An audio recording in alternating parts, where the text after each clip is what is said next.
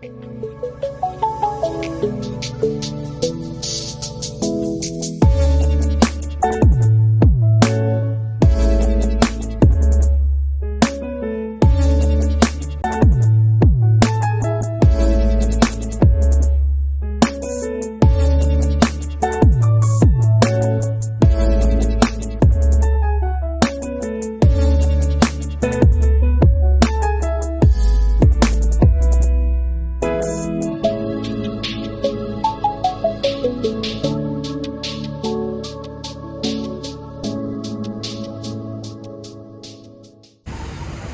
morning! For today's vlog, episode 2, we will be going to Intramuros. From when the city was founded in 1571 until the end of the Spanish rule in 1890. Intramuros was Manila. The name Intramuros means inside the wall. For 400 years, Intramuros served as the center of the Spanish occupation. Originally built to be the residence for Spanish government officials and their families. The moment you enter the walled city of Intramuros, you'll feel like a time machine has brought you back to the Spanish colonial period in the Philippines. Going around this oldest district in Manila, you will surely fall in love with its old world charm. It was where the most influential and wealthy citizens of colonial Manila lived. The natives and Chinese were not allowed to live inside Intramuros. Only the Spanish elite and mestizos. The walls of Intramuros were meant to protect the city from foreign invasions. The walls were 6 meters high and 3 kilometers in length, covering an area of about 160 acres. Entry and exit were only through 7 fortified gates. Within the vast walls, throughout the 51 blocks of the city were churches, hospitals, government offices, military barracks, San Agustin Church, schools, and houses of the Spanish elite. Ilang years na to? 450 years. Wow. So this is San Agustin Church, the first church built in Luzon during the Spanish colonial period. Is thus the oldest church in the Philippines, more than 400 years old. It is under the auspices of the Order of St. Augustine and has weathered wars and 7 major earthquakes. The present structure is actually the third Augustinian church erected on the site and was Hello, first up, we're here at patterned San Agustin Church. under the So this is the oldest temples church, after the temples built by the 450 Augustinian in years. Mexico. The San Agustin Church was rebuilt 3 times due to man-made and natural disasters. This church is very much in demand for weddings and other ceremonies. It is recognized by the government and UNESCO as a historical landmark. It also home for the tomb of the first Governor General, Miguel Lopez de Legazpi, and other Spanish conquistadors including Juan de Salcedo and Martin de Goit. It is located along corner General Lona Street, Real Intramuros.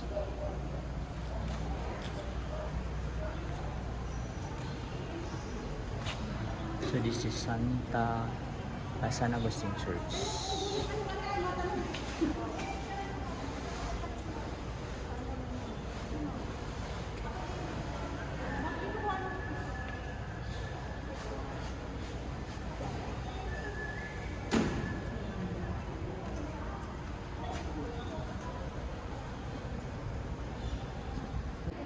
So yung makikita nandun sa taas, ito yung pinakamalaking organ na tinutugtog dati yung kapanahunan ng mga Kastila.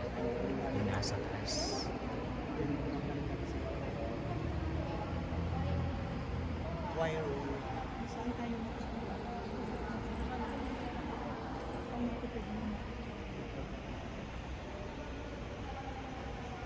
So ito yung main altar nila.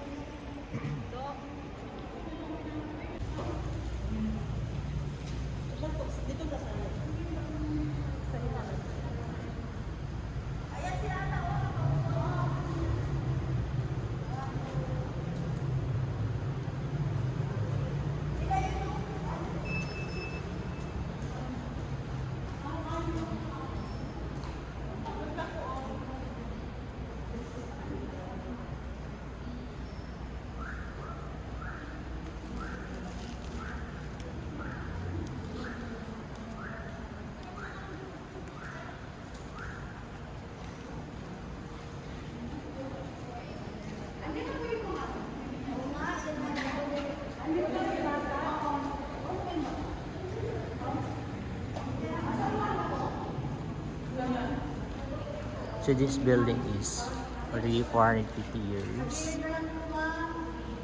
So ito lang yung church na nag-survive during World War II.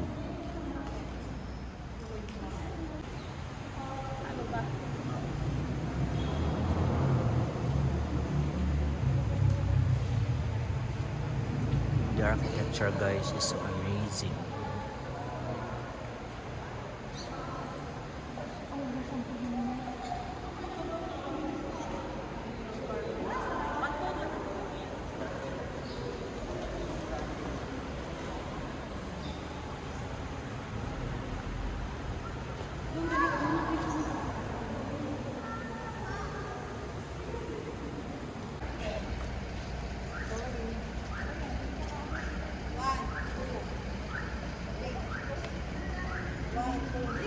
Catalina Oliva.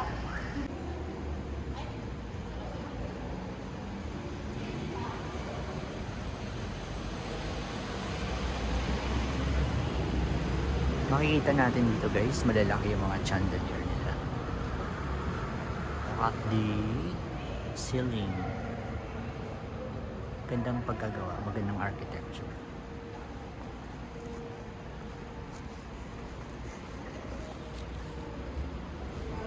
It's the main altar.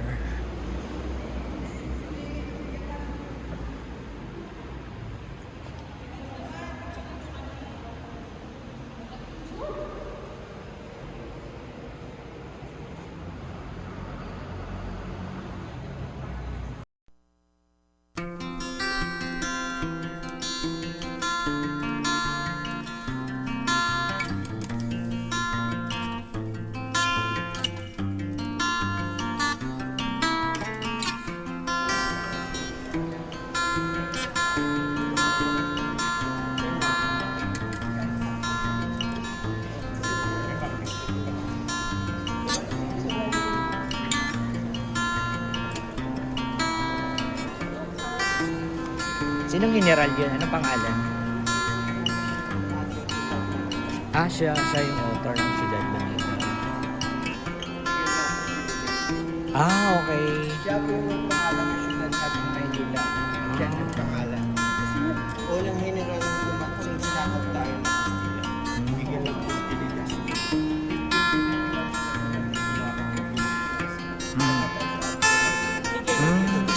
Ito siya nilibing. Yung as.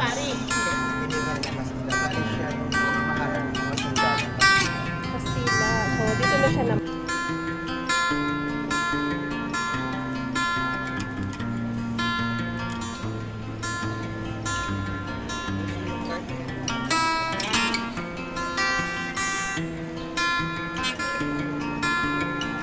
Dito sa loob yung museum.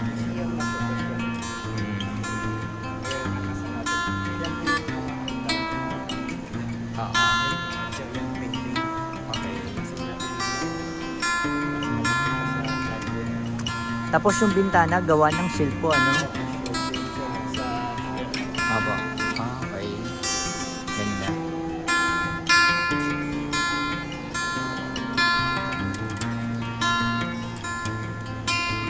So this time, guys, pupunta tayo sa 14 Cannons.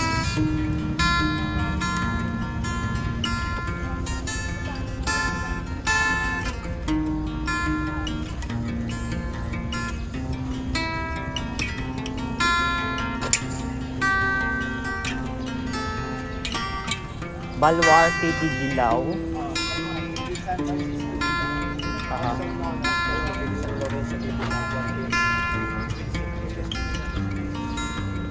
Dito mo yung sa ilalim ng mall.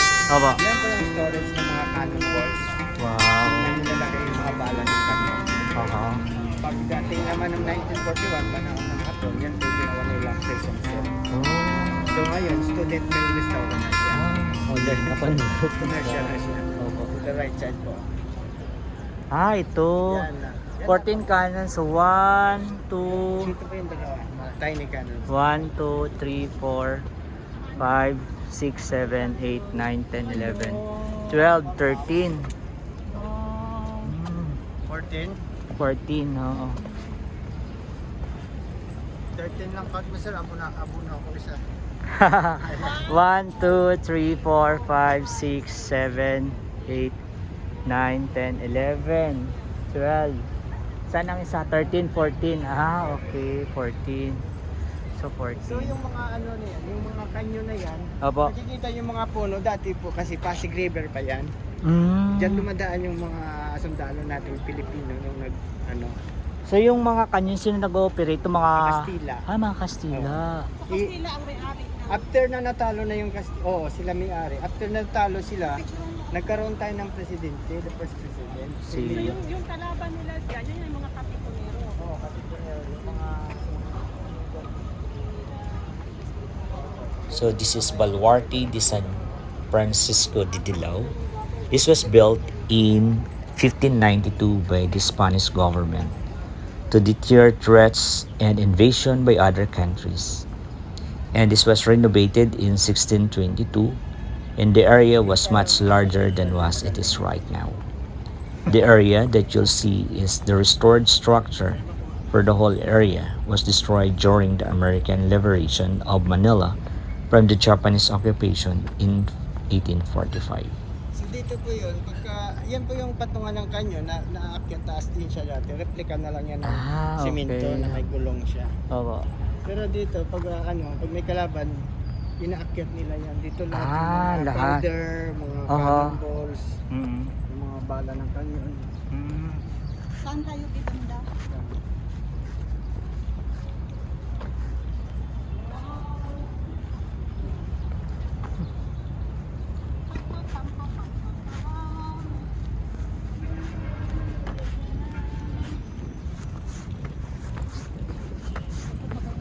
Ito yung isa sa mga canyon, 14 canyons.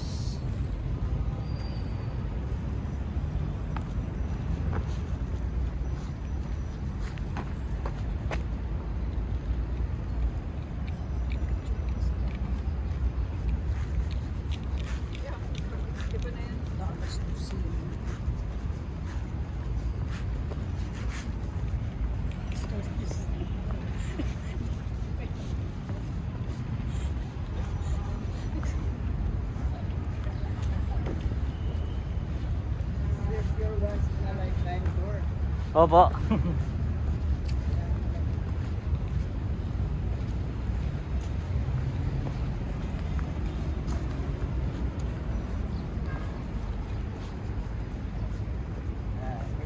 Pure bakal po tong canyon na to, no? Bakal po siya.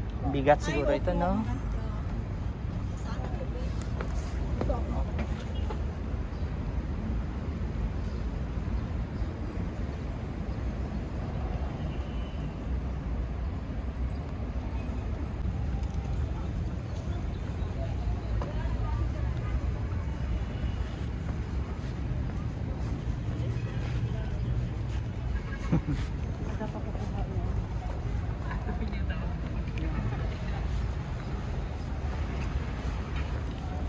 Tingin saan na ang payo natin? Ito sa loob. Pagpakala ka dyan ng magsakit tayo.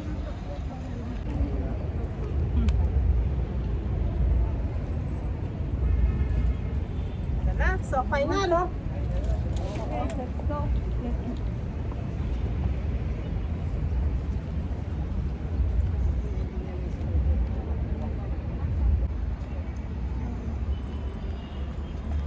Cannons. Busy. One of the different Spanish. Yan na lang gamitin mo kung sa ikaw, cellphone. Pagkuhan.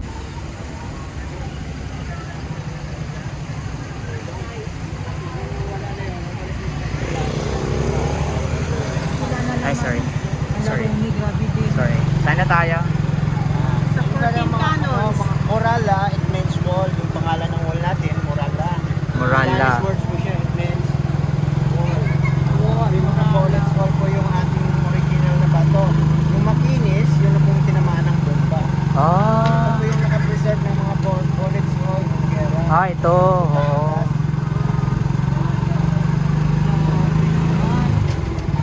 Ito sa kabilaan, ito school na to. University City of Manila. Gusaling Corazon Aquino po ito. Ah, Gusaling Corazon Aquino. Tapos yung mga prison cell, panahon ng Hapon. Mga panahon ng mga Pilipino. Panahon ng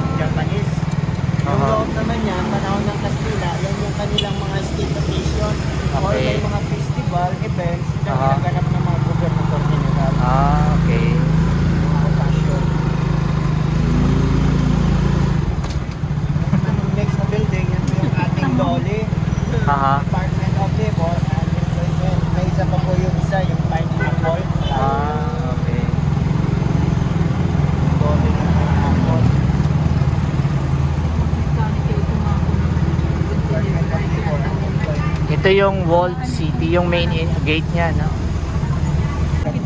Kanyon ng hapon. Wait lang, daan ko muna.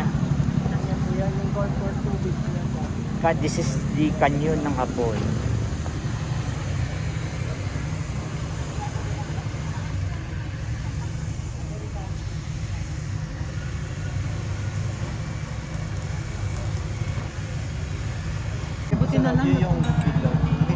Pasok tayo. Pinapakain talaga nila parang mga Baluarte de San Diego Garden. Ah, okay.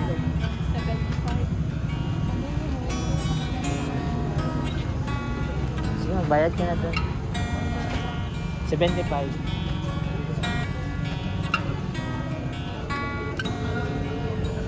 Land.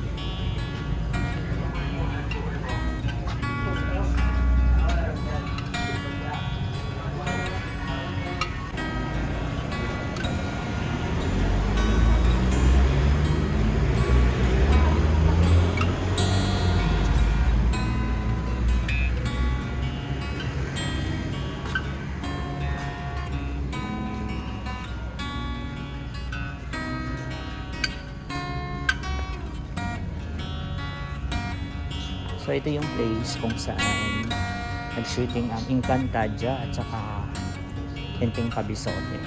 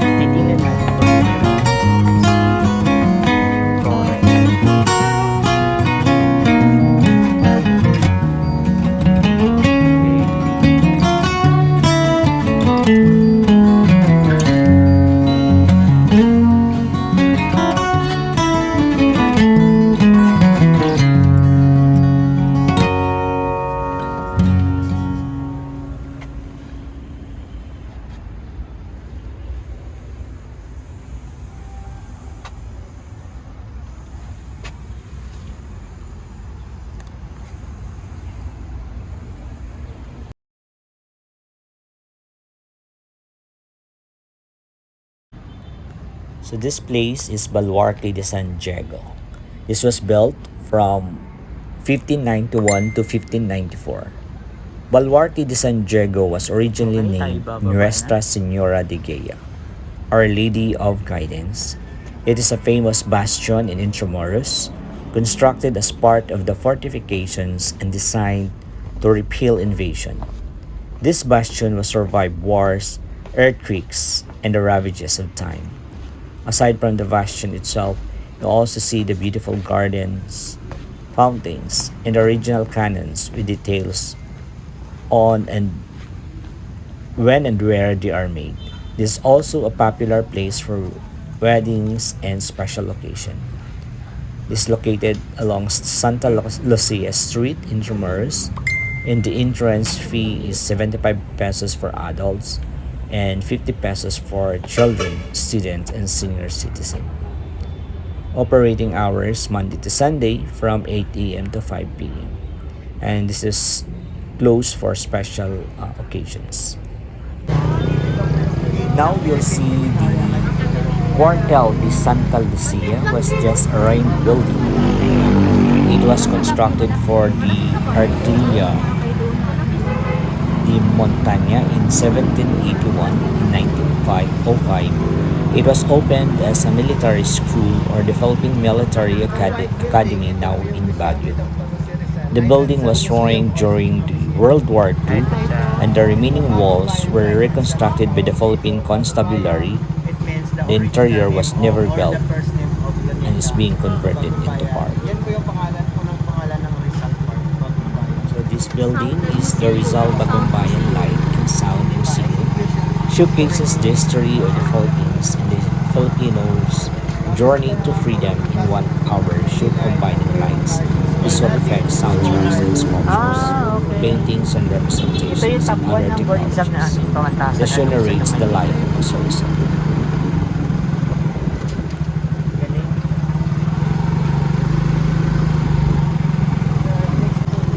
Ito po yung pangalan ng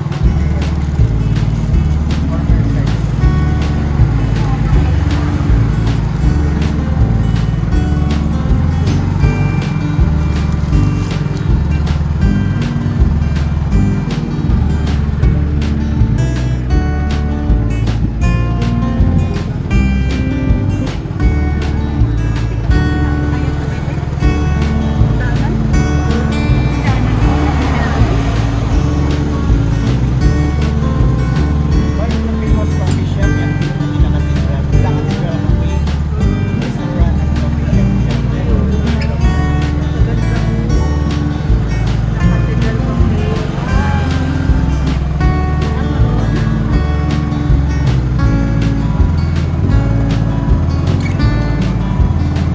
Ang hotel, tanong ng American, may private na siya. Wala siya dyan sa private na company. Kaya naman next building yung bahay nila sa Chinese United Squatter area.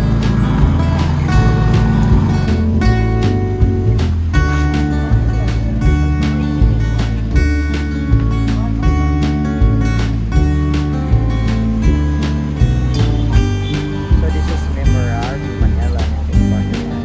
And this memorial is dedicated to all the citizens of war. Many of them nameless and unknown to a common grave or never even knew a grave at all. Their bodies have been consumed by fire or crushed to dust against the rubble of the ruins.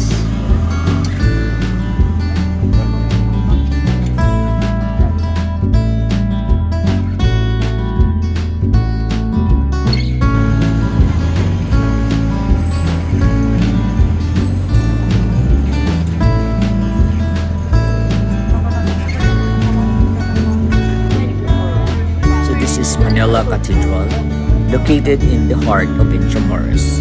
Manila Metropolitan Cathedral Basilica, better known as the Manila Cathedral, is one of the oldest and most famous churches in the nation. It has been the venue for papal masses and has long been the seat of the Archbishop of the Philippines from 1581 to 1958. This neo-Romanesque Byzantine cathedral has gone several major reconstruction due to wars, fires, and typhoons and earthquakes. This Manila Cathedral is the most recent version of the long-standing Church of Manila, which was built from 1954 to 1958 under the supervision of Filipino architect Fernando H. Ocampo. After the previous structure was flattened in the Second World War, it's a masterpiece of architecture.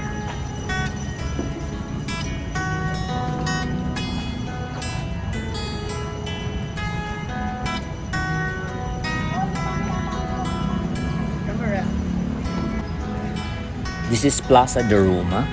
During Spanish era, Plaza de Roma was considered the center of the city, where ball fights and other public events were held, until it was converted into a garden in 1797.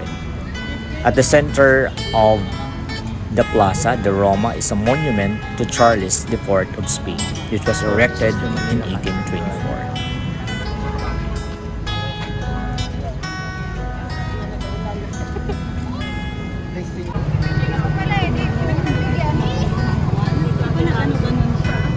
Ito yung white, ano yun kuya? Ito yung The first city hall in Philippines. The Pangalan first niya, city Ayuntamiento hall. de Manila sa second floor. Okay. Ayun tao. It meant City Hall of Manila. Okay, the first city hall in Manila. Pero ngayon ano na siya? Your Treasury Office. Yan, yan, yan. So the orange building. The building in front is the Palacio del Gobernador. Just in front of Plaza de Roma, Palacio del Gobernador was the official residence and the office of the Spanish Governor Generals during the Spanish colonial period. Today is the office of the Intramuros administration and several government offices.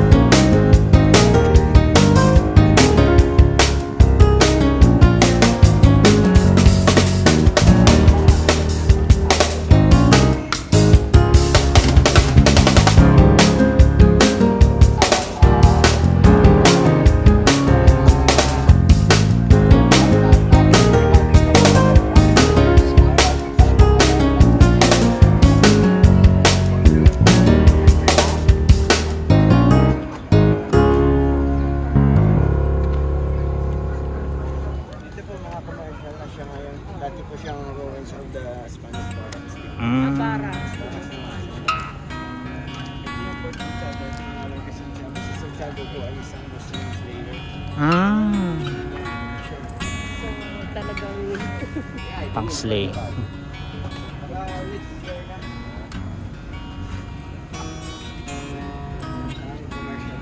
Pwede po kayo pumasok doon, mga original na mga gamit ng panahon ng ninuno natin na yung pinili. Parang na museum siya. Ayun, free lang po.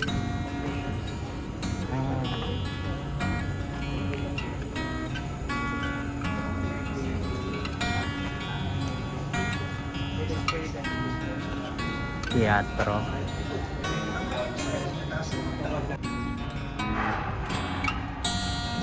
This time guys, papasok tayo sa the Walled City in Intramuros.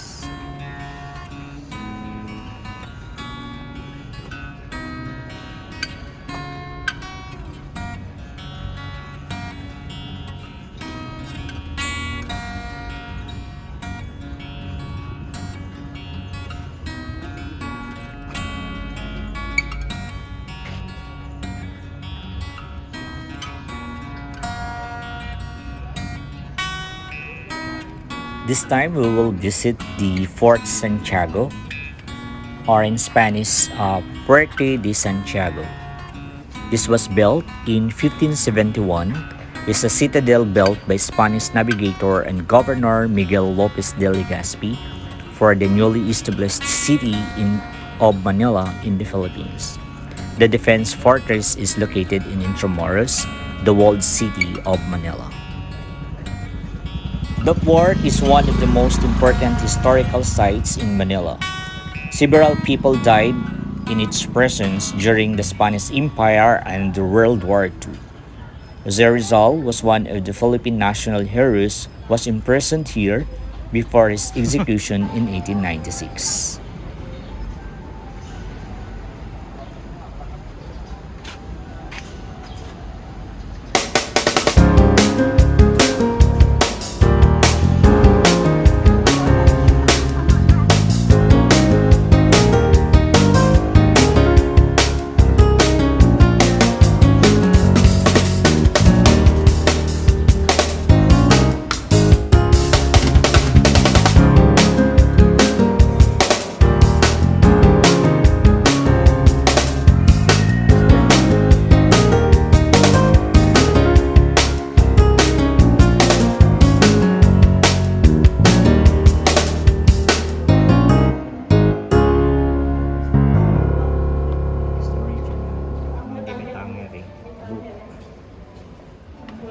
no limit ang hirap. Wala na masyado.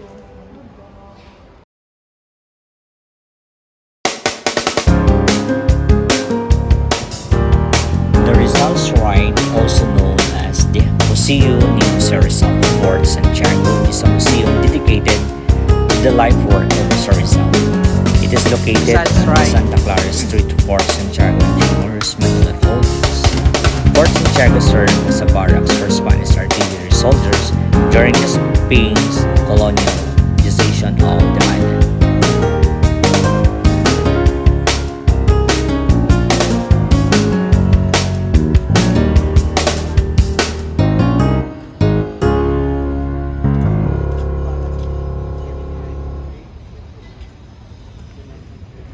So this is the original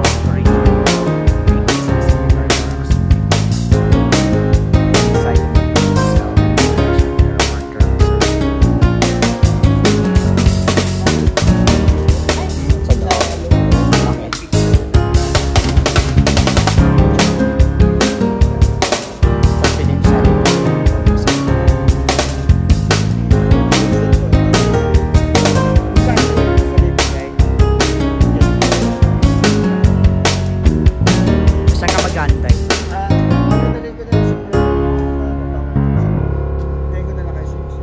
Sa doon? Sige po. Okay po.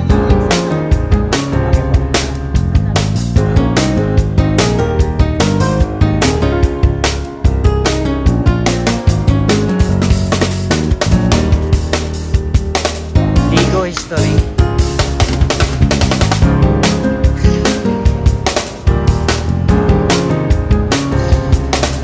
José Rizal.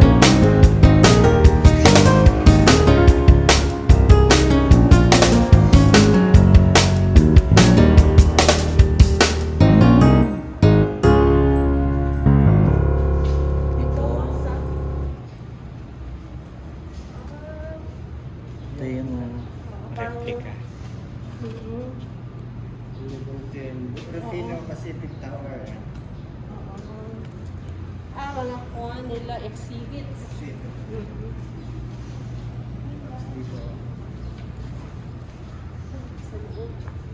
Pero dati kuya, this is? Ano po ito ng Castilla? Office ng Office ng Gobernador General. Originally.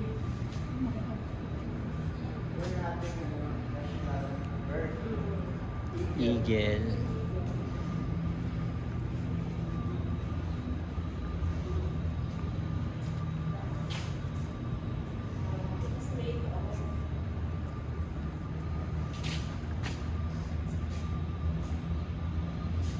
bridge ng Quiapo, bridge ng Chinatown, bridge ng Ayala Beach. Pero panahon ng Castilla, itong maliit na Ay, isla lalaki. lang. Tingnan nyo, ang palibot ng Intramuros, puro tubig. Isla lang po.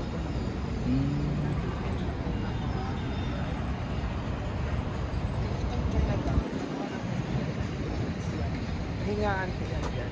So wala pang mga Chinese Wala. niyan that time. Puro pa ako. Kaya tayo dun sa taas. Punta na yan doon sa taas. Yung gamit mo. No. As in talagang matibay itong bato, ano? Oo, ito mga kulungan ko ito ha. Kulungan. Hindi pinaayos ko yung mga kulungan kasi medyo unstable. Napagod yung iba oh. Oo nga. Wait, laki ng isda kids mo. Laki no? Crane? Napansin. Ang laki, parang paa. Yung parang pinildapis. Mga tilapia, hindi ganun. Karpa, ganun. Mas malaki pa doon. Ah. Parang pinti. Okay. Ay, napagod. Tayo na ako. Napalitan mo na yan. Parang kayo mag-iba-iba.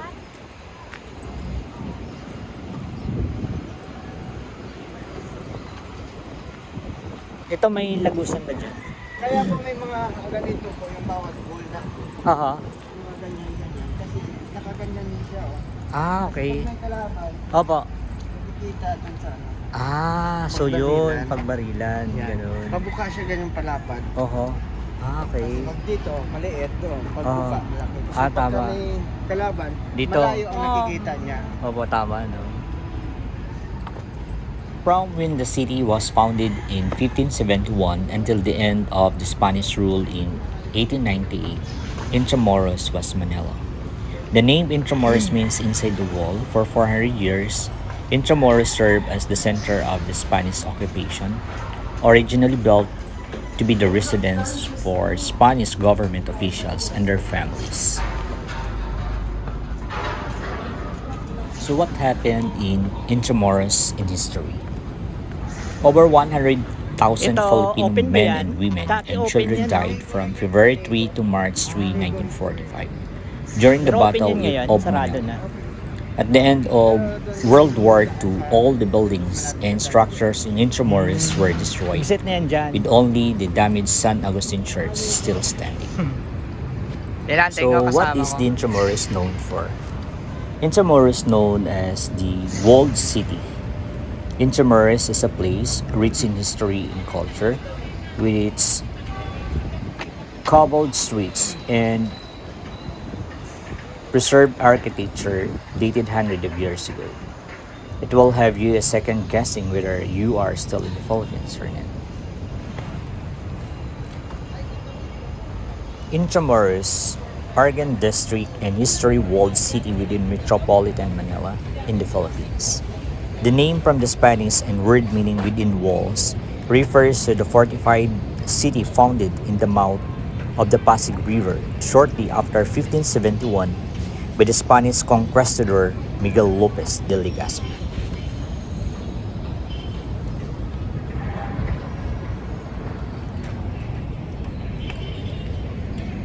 Parang upload yung ganun niyo, yung tita.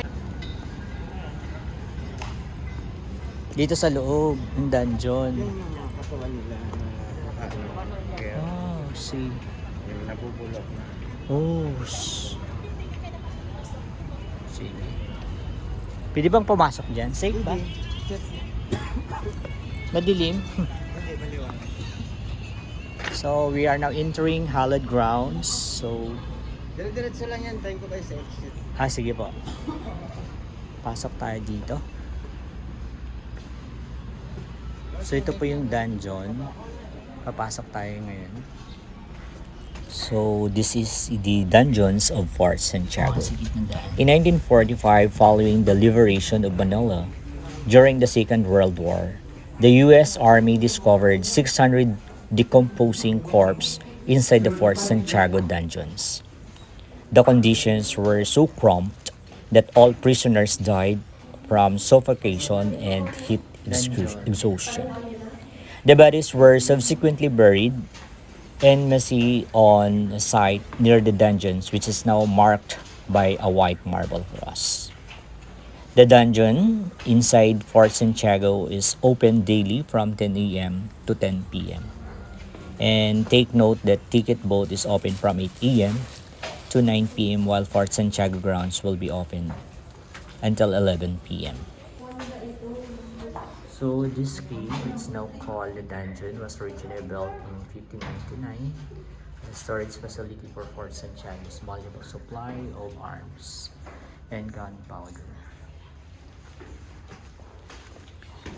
Now that the dungeon at Fort Santiago is now open to the public, this spot is a must visit for anyone exploring the walled city. Whether you're a local or a tourist, this newly reopened attractions, which dates back to the 1500s, is one place where you can immerse yourself in a key piece of Philippine history. In 1592, the dungeon was originally built to store weaponry during the Spanish occupation. Eventually, a new storage area for artillery was built on higher ground, and this chamber was turned into a series of prison cells. Our natural Harry himself was imprisoned just steps away from Fort Santiago's dungeon. Dr. José Rizal had a separate prison cell in the soldiers' barrack a few meters away from the dungeon, and Chamorro's administration cells. There he spent the last of his days and became the fin ni Ultimo. Centuries later, the Japanese used the Fort Santiago dungeon to incarcerate and torture resistance fighters prison suffered here at the hands of the Japanese Ito during din World naman War niya. II. The cells at the dungeons were only meant to house about 100 prisoners, but aftermath of World War II saw around 600 corpses forcibly crammed within its walls. A few minutes or meters from the bulwark in the Santa Barbara, a white cross was put up over a mass grave to commemorate all of those who perished inside the dungeon.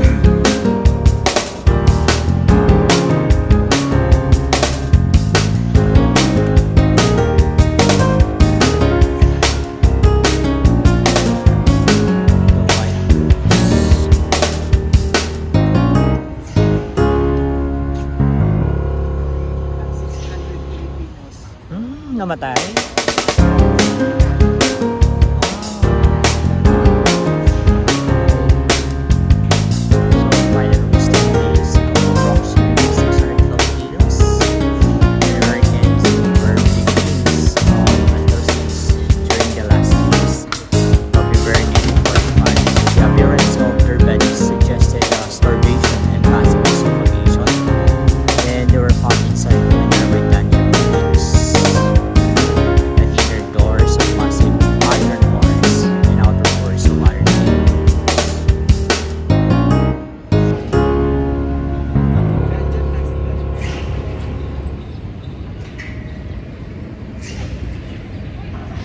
So yung nasa likod ko is Ilog Pasig.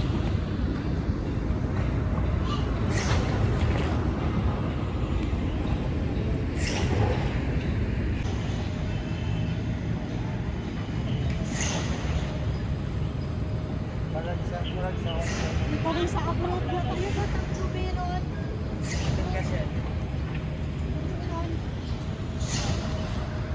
Bumalik ka na. Parang sa abroad. Passes kung saan dito si MacArthur nung natalo sila ng mga detain lang. Doon sa Napoleon.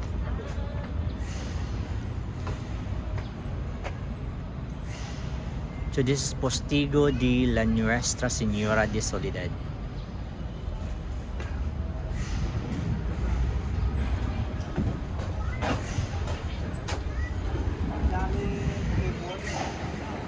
Ano po yung bago ito lang yung pinagawa niya? Ano ang mga ibon?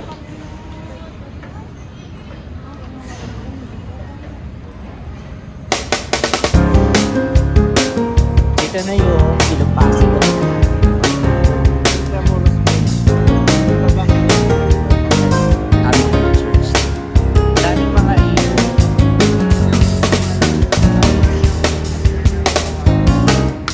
Aha. Oo.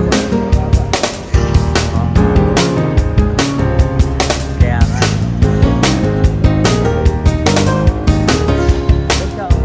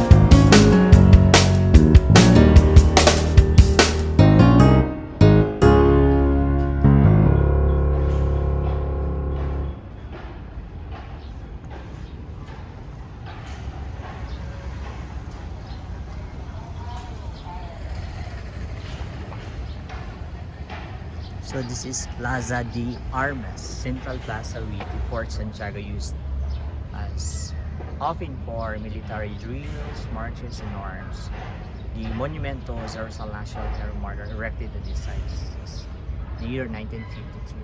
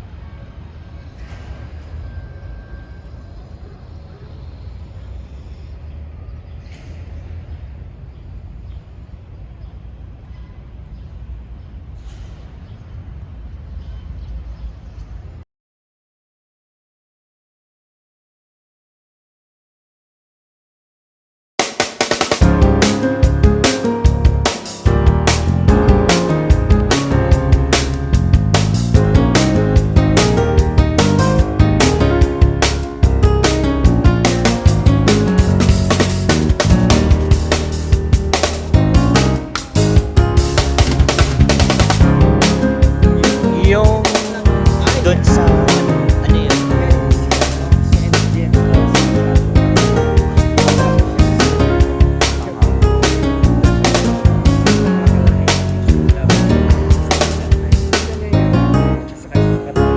Opo. Tanggol yung kanila. Okay.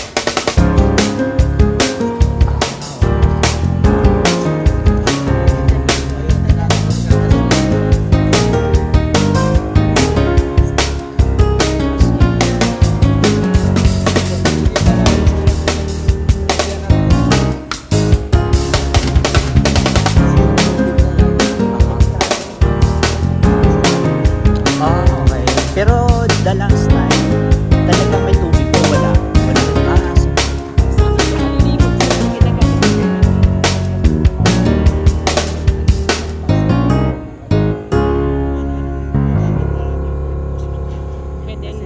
Idaan nila.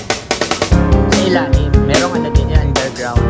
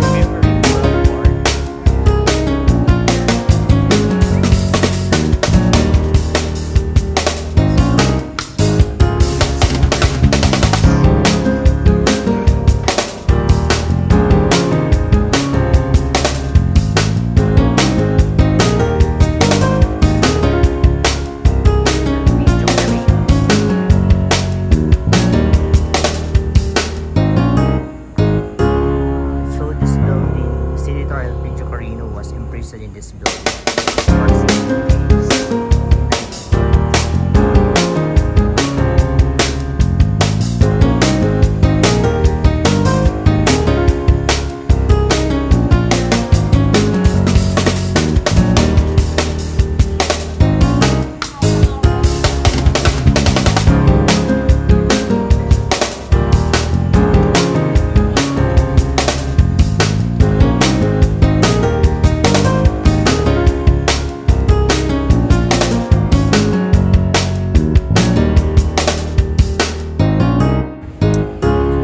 This time guys, iikot tayo sa Intramuros.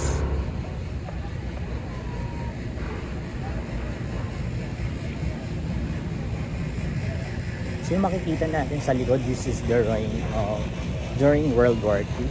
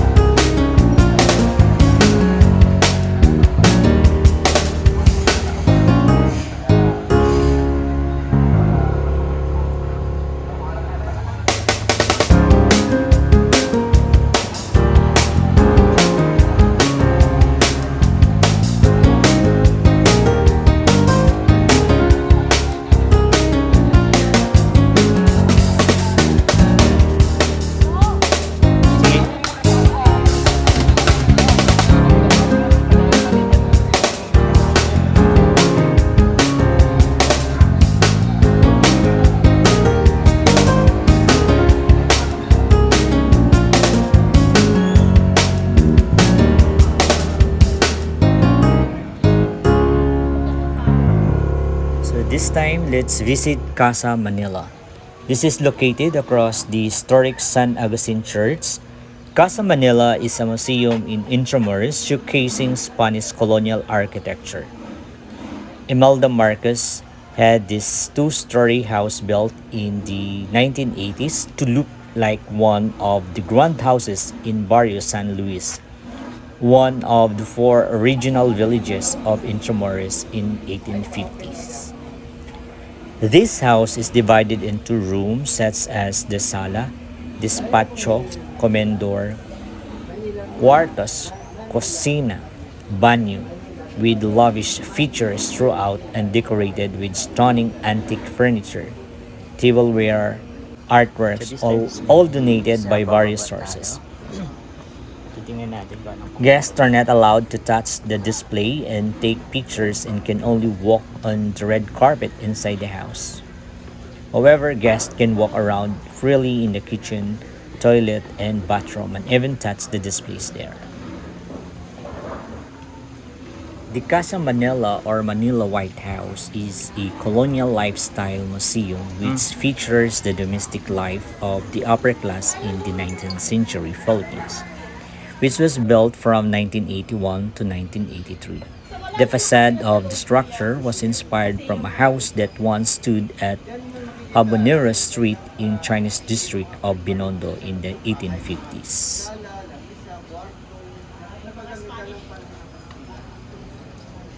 Casa Manila was constructed by architect J. Ramon L. Faustman.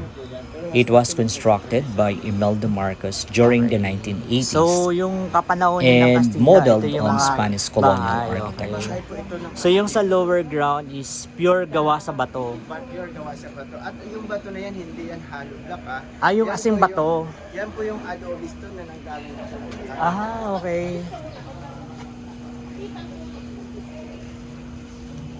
So, original rock.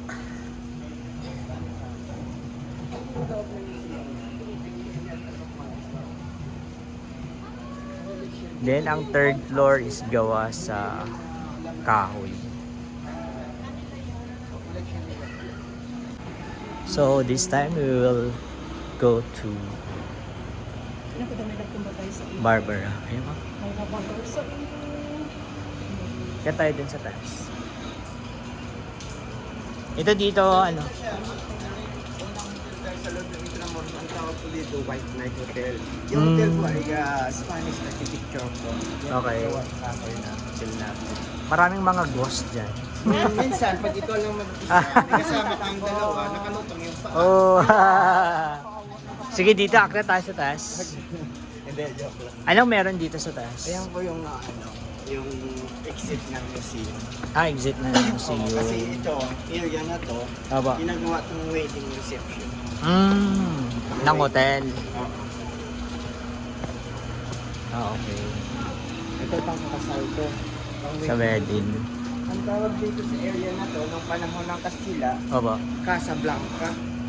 Okay. Blanca is white, Casa Opo. is house. White house. Casa Blanca. Ito yung see. Casa. Ito yung bahay ng mayayamang Kastila before. Mga bahay na bato na Bahay tinatawag. na bato, tapos gawa. Yung third floor gawa sa kahoy. Yan po yung bahay. Ang tawag dyan, Casa Manila. Casa, it means house Manila. Yung house of Manila. So, sa ngayon, dati 7 pamilya pong nakatira dyan. Mga royal, mga royal blood family. Spanish talaga sila.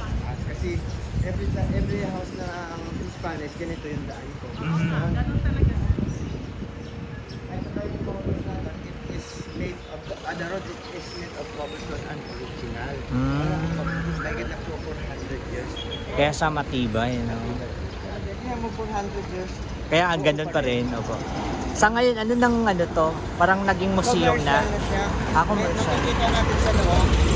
Yung museum, wedding reception, hotel, restaurant, coffee shop. Okay. Ginawa ng ano.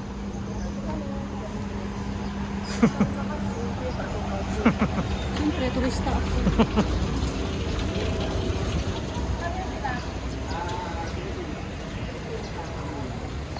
Dito sa loob.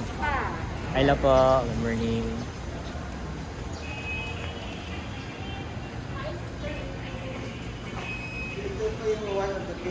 restaurant sa lang ng Intramuros, yung Barbaras.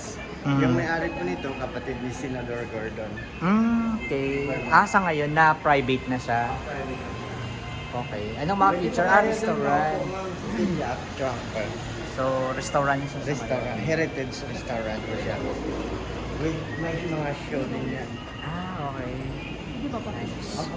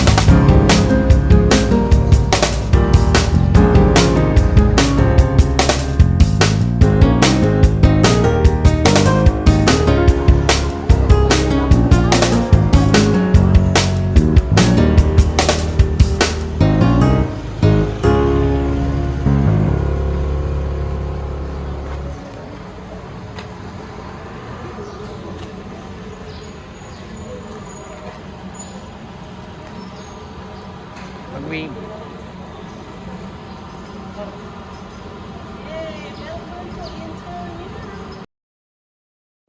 So that's all, guys. Hope you enjoyed watching our episode 2 in Intramuros tour.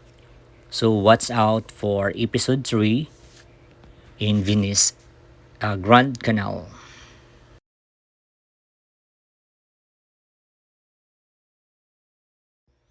And if you're new to this channel, please don't forget to subscribe to my channel Ronville, and please click the notification bell for an update for the newly updated videos. Thank you, guys. Bye. Keep safe, everyone. God bless.